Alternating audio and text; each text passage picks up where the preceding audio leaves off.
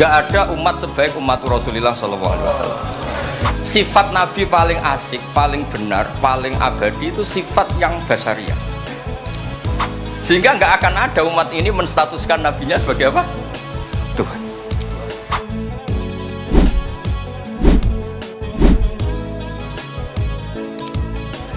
Al-Fatihah.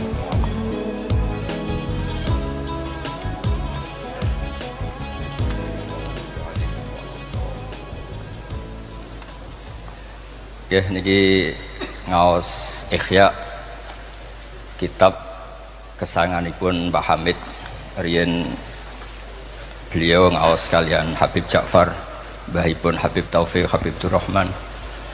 Juga kitab Ihya juga yang dipakai Istiqomah Habib Abu Bakar Segaf Gresik, juga beberapa habaib.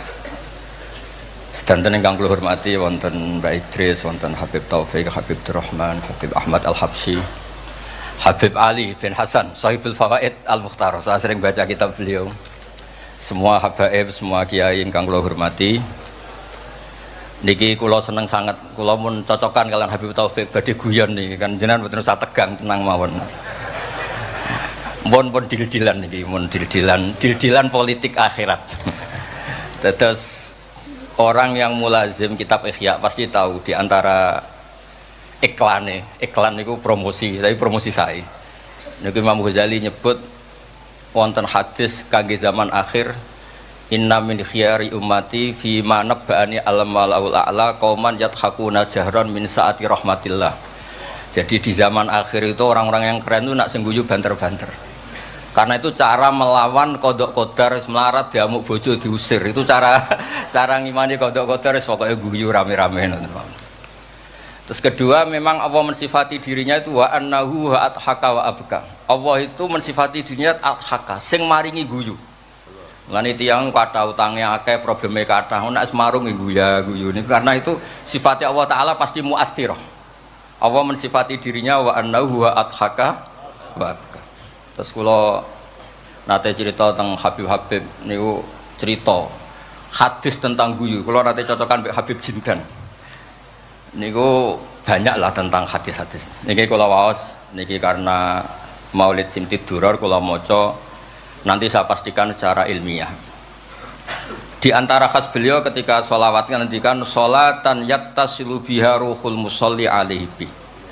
Jadi di mana-mana sholawat itu bukti bahwa roh kita itu tersambung dengan ruh Rasulullah Shallallahu Alaihi Wasallam.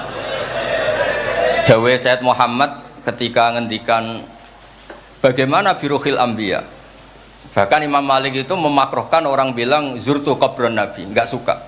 Harus bilang zurtun nabiyya Shallallahu Alaihi Wasallam. Li'annan nabiyya hayyun, karena nabi itu hidup. Kata Sayyid Muhammad, Allah ngendikan wala taqulu lima yuqtalu fi sabilillahi amwat. Amatu syuhada umum, orang kebanyakan saja enggak boleh disifati amwat, padahal ini syuhada kebanyakan. Apalagi Rasulullah sallallahu alaihi wasallam la yuqalu lahu mayyit. Karena amatu syuhada saja wala taqulu lima yuqtalu fi sabilillahi amwat. Hada Rasulullah. Lah nanti terus ada perdebatan ulama itu di sisi analisis. Itu ulama pasti debat. Meskipun sawangannya rukun kita tetap debat. Kalau Habib Ahmad cara level dia debat, tapi kalau kalah senior, kalah sekabiannya. Begini, Abdullah bin Mas'ud itu suka menstatuskan Nabi itu nyon sewu mata maktulan, tufiya maktulan. Karena dengan demikian Nabi itu nala darasata syuhada, karena Nabi biar berstatus syahid. Secara lahir juga benar. Karena secara lahir Nabi itu samathu imro'atun Yahudiyah. Ketika perang Khaybar Nabi sempat diracun oleh imro'atun Miskam bin Salam. Sehingga ketika setahun beliau mau wafat ngendikan makanan yang saya makan ketika Khaybar efeknya sampai sekarang. Dan sekarang saatnya usus saya putus. Fal'ana awanum kita abhari. Tapi banyak ulama yang enggak sependapat. Karena Nabi itu maksum. Enggak boleh seorang Nabi itu tufinya karena dimaktul, dibunuh orang kafir. Ya monggo lah, tetap semuanya ini niatnya takdim. Yang satu senang mensifati dengan status maksum, Nabi tidak boleh maktul. Yang satu enggak apa-apa biar berstatus apa? Syahid atau berstatus syuhada. Jadi analisis seperti itu ya enggak apa-apa, karena ya asal ulama ya yang ngendikan, tidak liberal, tidak orang yang tidak banyak baca. Makanya kata Abdul Mas'ud, saya disuruh sumpah 9 kali sampai sekian kali bahwa Nabi itu adalah maktulan, saya lebih suka daripada ngomentari Nabi itu kabudut apa normal, karena beliau ingin menstatuskan Nabi itu apa nala darajat syuhada, tentu selain darajatan nubuwah. Nah, sholawat ini pentingnya diroyah. Nggak ada umat sebaik umat Rasulullah SAW. Karena begini, ini pentingnya diroyah. Biasa ini tetap ngaji seperti biasa tanpa ngurangi hormat teng Habib Taufik, Baik Idris Habib Ahmad. Karena kalau saya terus khusyuk hati-hati namanya saya tidak jujur. Biasanya orang ngono kok ngono itu kan ya. Kan aneh. Sesuai kontrak lah, sesuai kontrak. Niki Mbah kula terus Mbah Hamid itu sepupunya Mbah saya. Jadi Mbah saya punya Mbah kandung namanya Fatimah binti Idris bin Umar. Kecilnya namanya Abdul Khalik. Kalau Mbah Hamid namanya Abdul Mu'ti. Hamid bin Abdul bin Umar. Kalau Mbah saya Fatimah binti Idris bin Umar. Jadi ini semua sama-sama dzurriyyah Mbah Umar. Berhubung tua kula niki Mas niki wonten Mas Aziz, Mas Uwais, Mas Amak niki. Nak ngaji kalian kula, tapi kula hormat kala tua. Terus niki. Saya teruskan. Analisis itu penting karena kekuatan diroyah itu menjadikan orang dengan Islam itu nyaman. Nyaman tuh begini, misalnya begini, surga itu bifadlillah. Orang yang khusyuk mulai kecil sampai tua gak pernah maksiat kan rugi. Tak rewangi khusyuk jebule swarga bifadlillah. Terus kayak, wah enak sing nakal-nakal nggak swarga bifadlillah. Tapi ketika kita diroyah, ada riwayat orang yang cerita orang dulu itu ibadah khamsami'ati am sampai 500 tahun, cerita dulu orang umur yang panjang-panjang. Terus sama Allah disuruh, silakan Anda masuk surga. Karena apa? Ya karena fadlku kata Allah. Kata dia, enggak Gusti, saya tidak pernah maksiat saat taat terus gini-gini. Terus Allah ngendikan, ya sudah kamu di surga 500 tahun. Loh katanya surga selamanya. Ibadah kamu kan hanya 500 tahun, kan ini sesuai. Yang abadi itu fadl saya, rahmat saya. Ibadah kamu kan terbatas, maka surganya juga harus terbatas. Oh terus lagi ngau ya fadl ya Allah gitu. Jadi itu pentingnya diroyah. Diroyah itu analisis yang terus nyaman. Nah, Nabi itu sering disifati ulama. Ini nanti saya ngaji Ihya. Sifat Nabi paling asik, paling benar, paling abadi itu sifat yang basyariah. Karena apa? Ini menjaga Islam sampai ila yaumil ya. Misalnya begini, Allah pernah menyebut nabinya itu begini, wa ma arsalna qablaka minal mursalin. Itu terusannya illa innahum la yaquluna ta'ama wa yamshuna fil aswaq. Lu kiai saja kalau disifati begitu tersinggung. Misalnya kiai sering tahajud, sering dalil, disifati oh Pak Yai itu makan, la yaquluna ta'am wa yamshuna fil aswaq. Tapi sifat ini pada Rasulullah SAW itu penting sekali. Karena beliau jadi nabi setelah Isa yang saking khusyuknya itu dipertuhankan. Nabi Isa itu saking khusyuknya itu nggak pernah konflik. Sampai kalau ada nyun sewu kalbun atau hinjaron lewat terus digurak sama santrinya, jangan. At-tariq bainana bainahu mustarak. Wah, saking baiknya orang. Karena saking baiknya itu malah dinaikkan ila darujatir rububiyah. Dan itu yang paling tidak diinginkan oleh Rasulullah sallallahu alaihi wasallam. Sehingga konstitusi kita Ahli Sunnah wal Jamaah mensifati Nabi itu sidik, amanat, tabligh fatona harus ditambahi al-a'rad al-basyariyah. Tapi sifat ini luar biasa, Allah suka sekali. Karena dengan barokahnya hadis sifat, orang tidak akan salah faham menstatuskan Nabi sebagai Tuhan. Nah, tapi ketika kita ngomong Nabi tidak Tuhan itu masih kurang madh. Madhnya ya sholawat itu. Makanya kata Said Zabidi, hadil ummah, ini umat, hadil ummah, ini mahfudhah, maksumah dengan redaksi bahasa sholawat, yaitu Allahumma sholli ala Muhammad wa ala Sayyidina Muhammad. Karena dengan demikian artinya apa? Kita mencintai Rasulullah, tetap mendudukkan Allah sebagai al-mu'ti. Allah itu al-mu'ti. Wan nabi wa in jalla qadru muhtajun ila rahmati. Nabi apapun tingginya derajatnya tetap muhtajun ila rahmati. Terus kita sebagai umatnya memberikan azkar sholawat atau mal barakah semuanya lin nabi. Tapi kita tetap minta pemberinya itu Allah. Allahumma sholli, berarti Allah wal mu'ti wan nabi wal qabil. Sehingga nggak akan ada umat ini menstatuskan nabinya sebagai apa? Tuhan. Makanya Said Muhammad sering ngutip dawe Sohibul Burdah, dakmat da'adhun nasara fi nabi ini wahkum bima syi'ta madhan fihi wa tahkimi fansub ila dhatihi ma syi'ta min syarafi wansub ila qatrihi ma syi'ta min idhami fa inna fadla rasulillahi laysa lahu haddun fayuriba anhu natikun bifami. Tapi uluhiyahnya selesai, nggak mungkin ada iddiaur uluhiyah. Karena Nabi ya makan ya minum. Dalam banyak cerita ya, juga dimarahi istrinya sampai 1 bulan nggak berani. Ya alhamdulillah umatnya do niru semua.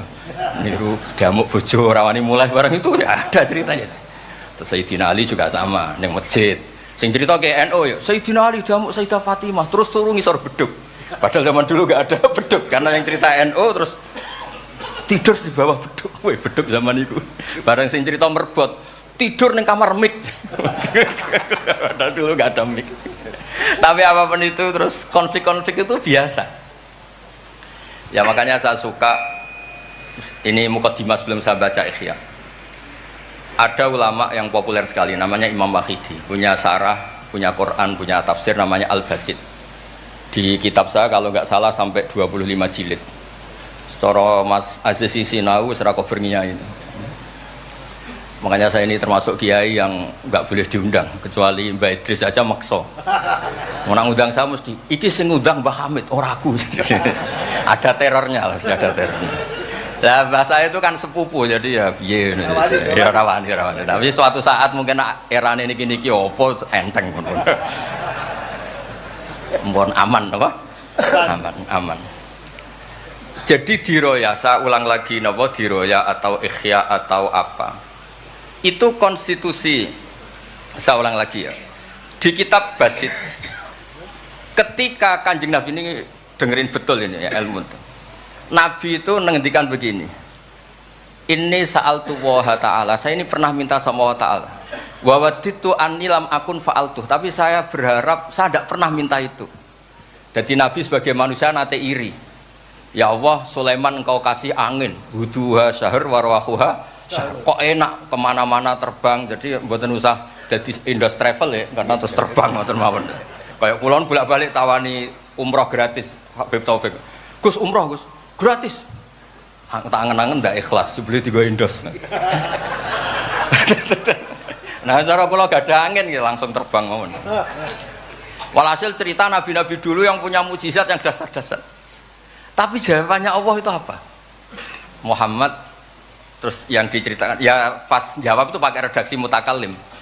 Alam ajidka yatiman fa'awaituka, satrusé wadolan fahadaituka wa ailan fa'agnaituka.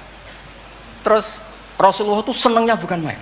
Ternyata yang disebut Allah itu Muhammad kamu pernah yatim, tak rumat, pernah enggak jadi nabi, tak angkat jadi nabi. Yang diceritakan keseharian, pernah miskin fa'agnaituka.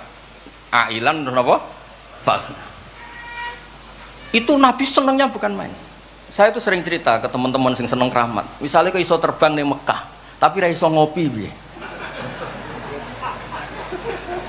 Misalnya ke iso terbang di Mekah, tapi mau misor jembatan piye. Gagah kula ora terbang di Mekah, kula mah kula niku kathah, elek-elek tapi kathah. Kula di mobil, nggih kathah 3 napa pinten, tapi penter ya mboten Alphard, tapi kathah. Wis ra iso terbang lah, uripku kepenak. Wae mangan, wae lunga, wae. Ya sudah, ngaji. Artinya ternyata nikmat yang disebutkan Allah di Nabi kita itu keseharian. Alam yajidka yatiman fa'awa, yang yatim-yatim dihormat Pak D palingnya. Seterusnya sampai ailan fa'ahna terus. Terus kepenak karena agama ini sesuai dengan keseharian kita. Dan Allah ketika mensifati dirinya lihadatin alladzi at'amahu min ju' wa amanahum min khauf. Sudah lah pokoknya ngaji mangan, rapati paham lah sementing mangan. Sudah alladzi at'amahu min ju'. Apa mensifati dirinya itu sederhana, al-mut'im, yang ngasih makan, wa amanahum min khauf. Di Indonesia baik-baik saja, aman-aman saja. Kita ngaji agak ditangkap, kita gini-gini, ya sudah baik-baik saja. Dan itu yang paling disenangi Rasulullah SAW. Nabi ketika ditanya, ayul islami khairan ya Rasulullah, itamu to'am. So nggak Islam itu sangker mangan-mangan, ya Islam. Coba andekan kita bisa terbang ke Mekah setiap saat, jule waya mangan raduwe, sumpek loh. Ada orang iso terbang tapi makan apa? Ada. Lancar. Dan itu luar biasa Nabi ngendikan. Kulo niku cocok.